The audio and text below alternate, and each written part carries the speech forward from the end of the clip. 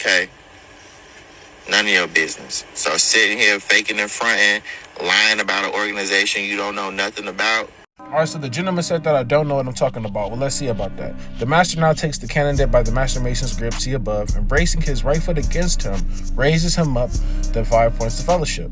Now, this right here is the 5 points of fellowship. Let's see who also uses the 5 points of fellowship and where it came from. The 5 points of fellowship: foot to foot, knee to knee, breast to breast, hand to back, mouth to ear. These are identical to those used in the Druidic rite of witchcraft, and very similar to those used in other rites such as the Gardnerian / Alexandrian rites. Now let's look up Gerald Gardner. The 5 points of fellowship are a foundational concept often described in the verse charge and represent the bonds of connection and community within the coven of Gerald Gardner, his coven that he created.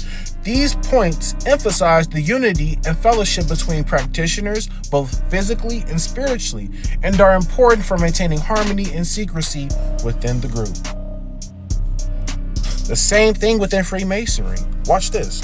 Now, this is Brother Gary Kirkin. He is part of PM Lodge Placo number 160.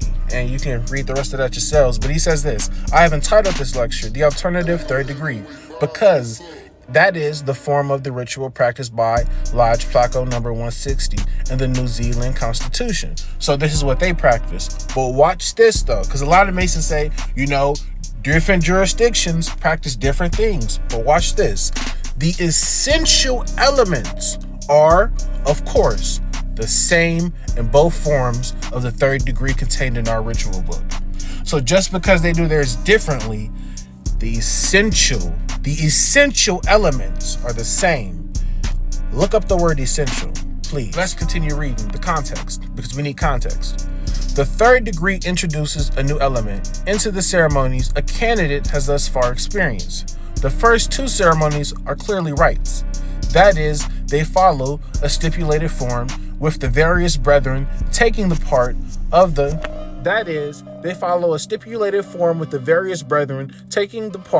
instructors, and the candidate the part of a novice being introduced to the concepts and teachings. The first is concerned with introducing the candidate to a work ethic, while the second introduces him to the concepts of higher learning, the liberal arts and sciences. Let's look up what the liberal arts and sciences are.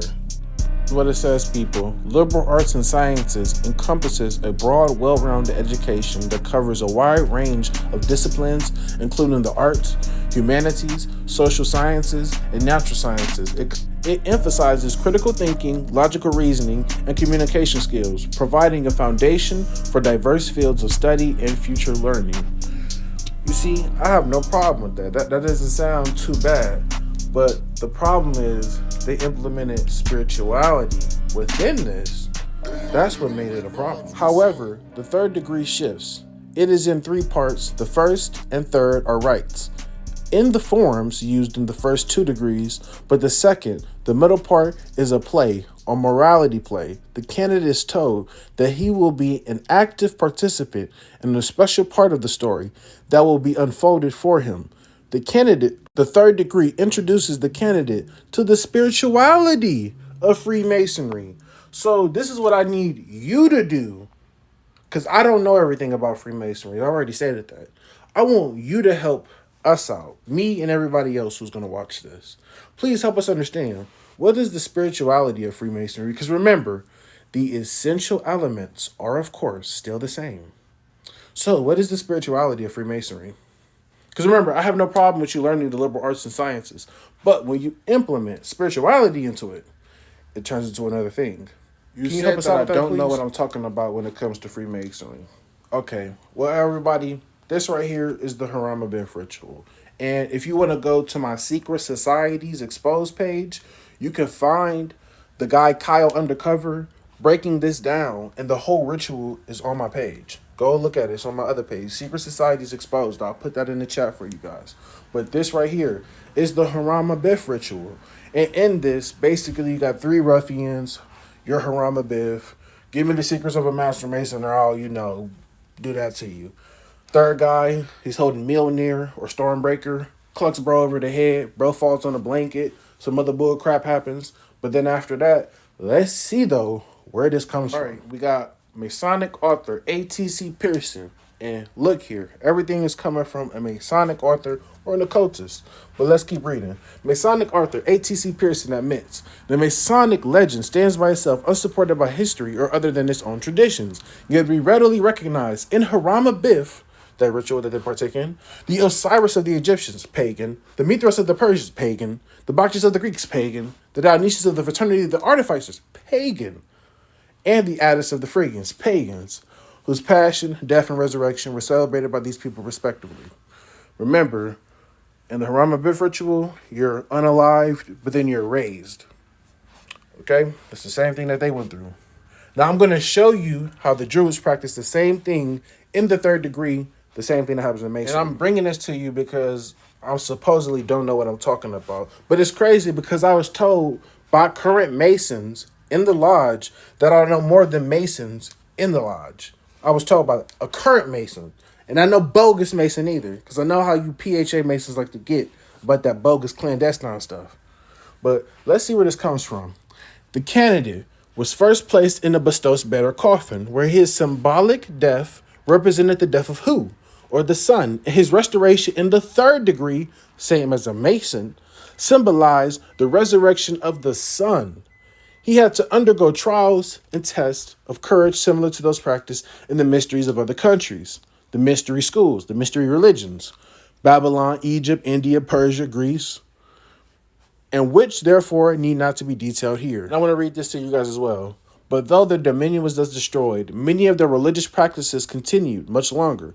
And so late as the 11th century, in the reign of Canute, it was necessary to forbid the people to worship the sun, moon, fires, etc. Certainly, many of the practices of the Druids are still adhered to in Freemasonry. And some writers on this order endeavor to show that it was established soon after the Edict of Canute, and that as thereby the Druidic worship was prohibited in toto. The strongest oaths were required to bind the initiated to secrecy. There is no mystery as to the existence in Berlin of the Druidenorden, if I'm saying it correctly. Today, it is a branch of Freemasonry, and its sovereign Grand Master, until late, was Dr. Hubei Skelden, if I'm saying it correctly. But look here. I want you to make a video about this. You like making videos about people. Make one about this. You like making videos. Make a video about this right here.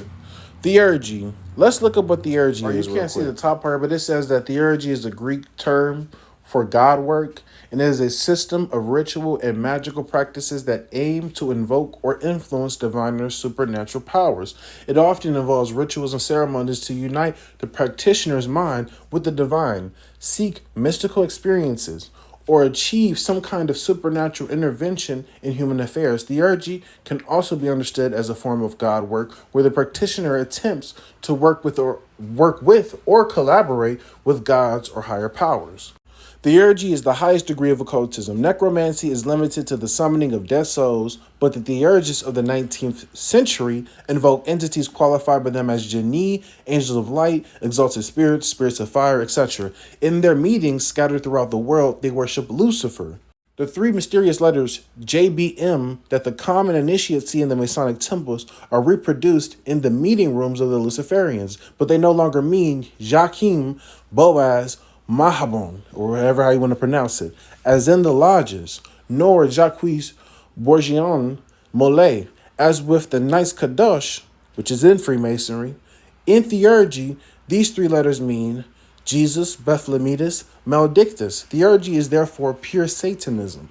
I read you all of that because it's going to tie into this. It is well moreover to remember that Luciferian occultism is no novelty, nor must one make the mistake of confusing it with ordinary Freemasonry, the lodges of which are only private clubs, what he practices. But many authors have published books on Freemasonry, some printing the rituals, some their personal observation on certain facts. But few of these authors, having passed into occult masonry, the real masonry of the Kabbalistic degrees, which is in touch with all secret societies, have been able to admit that Luciferian occultism controls Freemasonry. Read this.